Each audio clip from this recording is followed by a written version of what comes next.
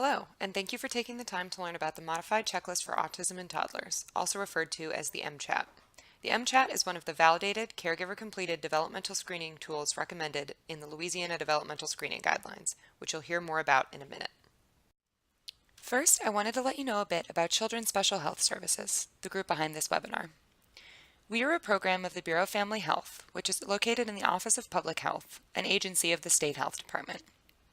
The Bureau of Family Health is made up of the maternal and child health, reproductive health, children and youth with special health care needs, and maternal, infant, and early childhood home visiting programs, along with a handful of other related programs. We work to advance the health and well-being of women, children, particularly children with special needs, adolescents, and families in Louisiana. The Louisiana Developmental Screening Guidelines were developed by the Young Child Wellness Collaborative, an interdisciplinary work group of early childhood experts from various agencies across the state.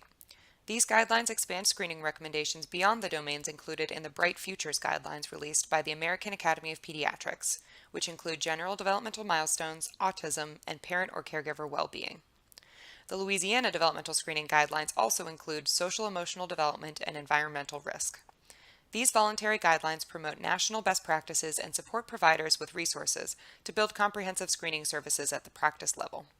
In line with best practices, each of the screening tools recommended in our guidelines are completed by parents or caregivers rather than providers.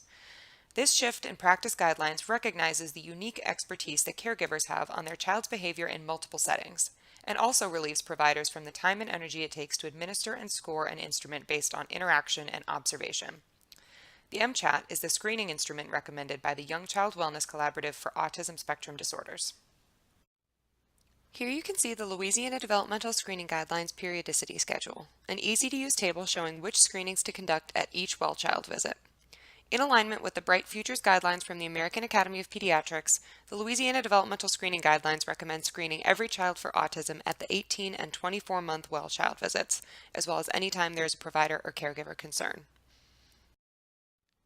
From here, we'll first discuss the need for implementing a developmental screening initiative in Louisiana, then explore the differences between monitoring, surveillance, and standardized screening. Then we'll present the rationale for implementing universal autism screening in primary care, cover the basics of the M-CHAT, review tools and processes for successfully implementing a developmental screening system, and finish up with a review of useful referrals and resources to use when a positive screen is identified. As mentioned previously, guidelines around developmental screening have changed in the past couple of years, and it's important that primary care providers across the state are working from the most updated recommendations. Recent data suggests that 37% of children ages birth to 5 in Louisiana are at moderate to high risk for delays in school readiness, and 42% of Louisiana parents report having concerns about their child's development. This suggests that there is a large portion of children in Louisiana that would benefit from early identification and intervention. However, less than 17% of parents in Louisiana with children ages 10 months to 5 years who visited a pediatric primary care doctor in the last year reported having completed a developmental screening questionnaire at that visit. Our goal with the Developmental Screening Initiative is to increase screening rates in primary care for young children in Louisiana so that they can receive supports and services earlier to maximize their health, education, and daily functioning. Early identification consists of 3 related but distinct components: developmental monitoring, surveillance, and screening.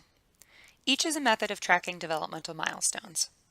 Developmental monitoring simply consists of parents or caregivers noticing and celebrating their child reaching developmental milestones, as well as noting when milestones aren't reached at the typical time.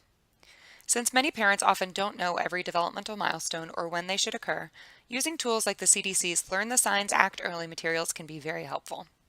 I'll talk more about those tools in a bit.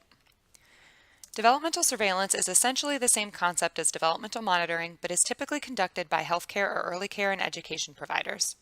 To get a fuller picture, this often includes the provider eliciting parental concerns and taking a developmental history. Developmental screening involves a healthcare or early care and education provider administering a validated instrument for a caregiver to complete with standardized questions about their child's development. This is the component we'll focus on mostly today. Now that we've distinguished between developmental monitoring, surveillance, and screening, it's important to understand that each component of early identification complements the others, and that ideally we want all 3 to be happening for every child.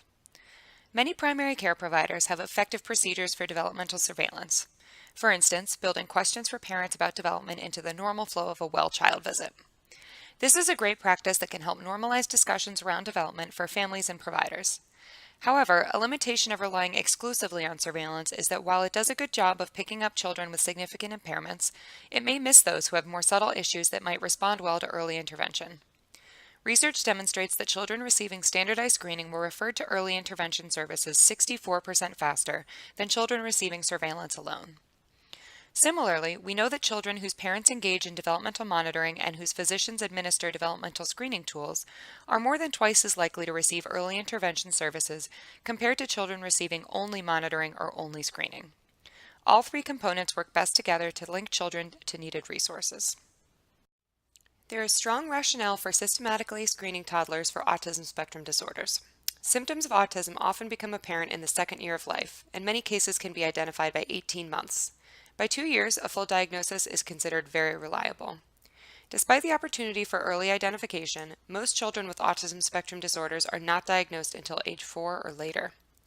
While treatments for autism spectrum disorders can be beneficial at any age, intervening as early as possible has the greatest potential to meaningfully improve a child's health and development.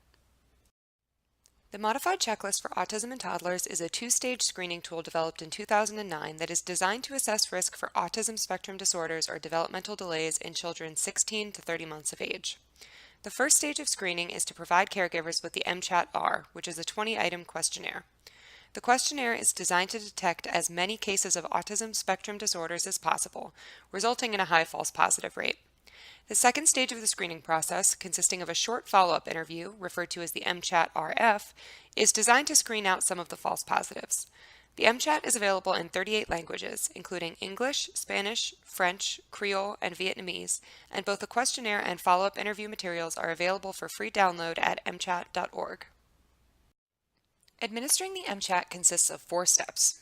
First, have the caregiver complete the M-CHAT-R questionnaire, providing reading or translation assistance as necessary. Second, score the questionnaire, and remember that items 2, 5, and 12 are reverse scored. If the total score is between 3 and 7, proceed to step 3 and administer the M-CHAT-RF follow-up interview, including only the items from the questionnaire that indicate ASD risk. If the total score is below 3 or greater than 7, you can skip step 3. Once the final score is determined, step 4 is to share the screen results with the family. Now we'll go into each of these steps in more detail.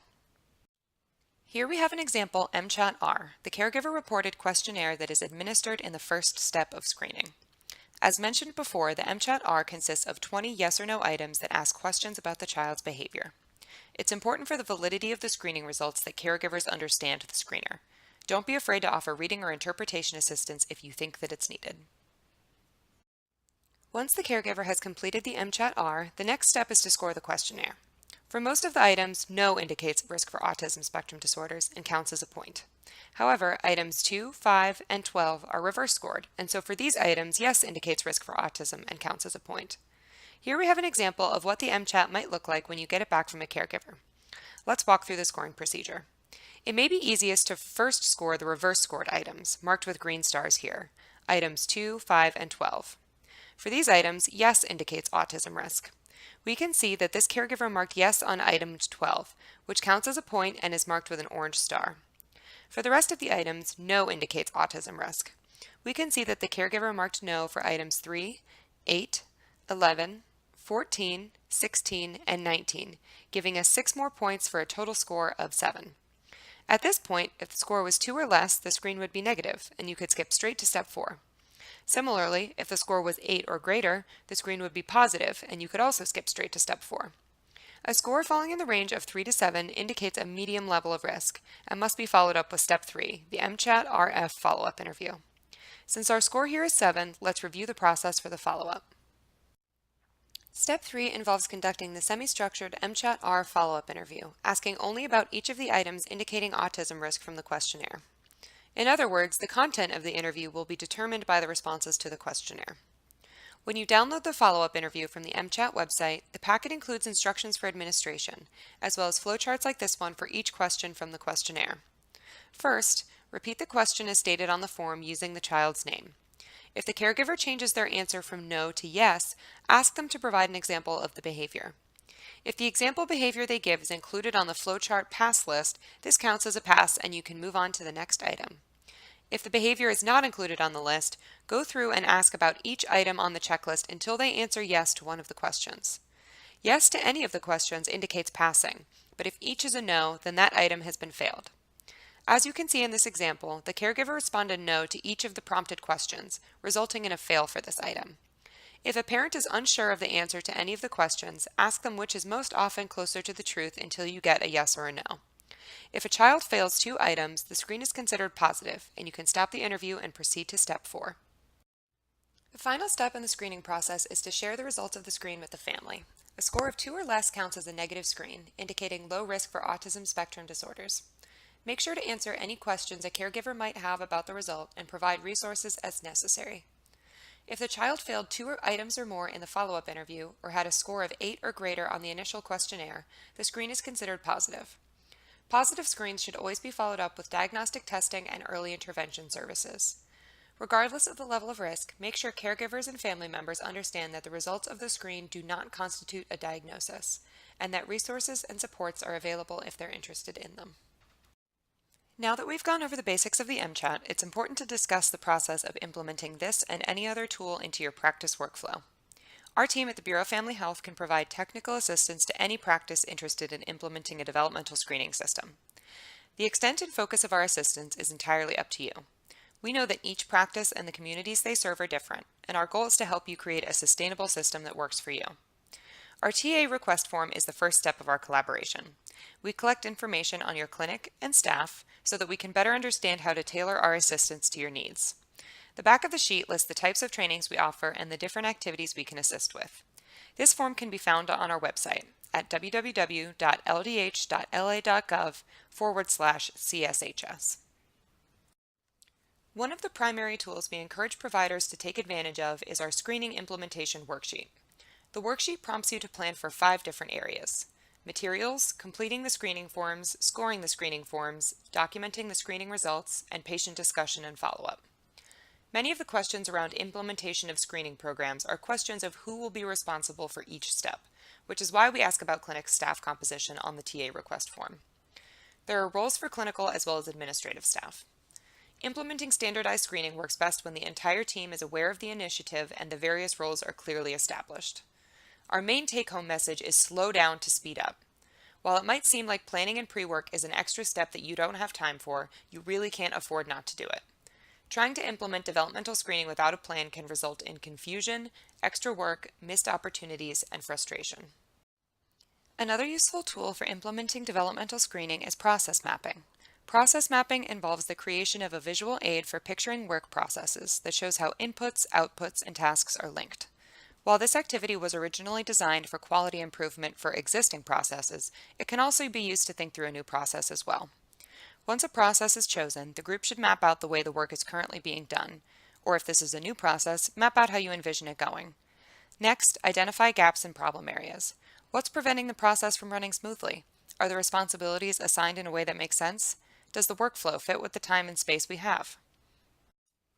Here we're going to walk through a pared-down version of what the mapping process might look like in a given practice. These 5 steps are the basics of the screening flow through a primary care clinic, and these steps might be a good place to start mapping. First, the screen is administered to parents or caregivers, then scored, then the results are shared with the parents, referrals are recommended, after which patients should be followed up with, particularly in the case of a positive screen. However, making this process fit with the flow of your specific practice requires figuring out many more details, and Post-its are a great way to keep track of steps, gaps, problem areas, and solutions. For instance, one question that should come up in the mapping process is where does it make sense to have parents fill out screening questionnaires? Have your team brainstorm ideas for where this makes sense, and put the options around the question. Are there spaces where parents are already waiting around for at least 10 minutes? It may be that your practice has few exam rooms and a crowded hallway, in which case the waiting room may be a good location for this part of the process. Another question to consider is at what stage is it feasible to enter screen results into the EHR? Again, turn this question to the team to brainstorm. It may be easiest to do this as soon as the questionnaire is scored or as part of the exam room check-in. Alternatively, it may work better for the primary care provider to input the score while they're reviewing the screen results. Or it may be easiest to do this in batches, perhaps at lunch and at the end of the day. In making your decision, it may be helpful to consider who will already be accessing the EHR after the questionnaire is scored. Finally, it's important to think about who can be your resource and referral expert. This doesn't have to be somebody with specialized training. Having ready access to resources for families on early intervention programs and family support organizations will make the checkout process go smoothly and help ensure that families are linked to services to address identified delays or risks. As mentioned earlier, the M-CHAT and all of its translations are available for free online. One resource that is particularly useful is the M-CHAT online portal, where the questionnaire can be filled out and scored instantly. Remember, implementing a developmental screening program is a new workflow for the clinic and will require a bit of trial and error. Don't worry if it doesn't work perfectly the first run-through. Look at the roadblocks, explore options, make changes, and retest the process until the kinks are worked through. Take advantage of our checklist and implementation tools to make this part easier. The Louisiana Developmental Screening Guidelines Autism Resources Tip Sheet shows a list of appropriate referrals and resources for both positive and negative screens. This can be found in the resource guide for each region or online at the Children's Special Health Services website. Thank you for your time and interest in the Louisiana Developmental Screening Guidelines. For more information about the M-CHAT, the screening guidelines, or resources and referrals, visit our website at the link provided here, or contact our Developmental Screening Coordinator with questions. Thanks again for serving the children and families of Louisiana. I'll now go through the scoring of another M-CHAT for those that would like to watch another example. If you feel confident with the scoring procedure at this point, feel free to stop the webinar and complete our webinar evaluation. Let's take a look at another questionnaire and go through the scoring procedure.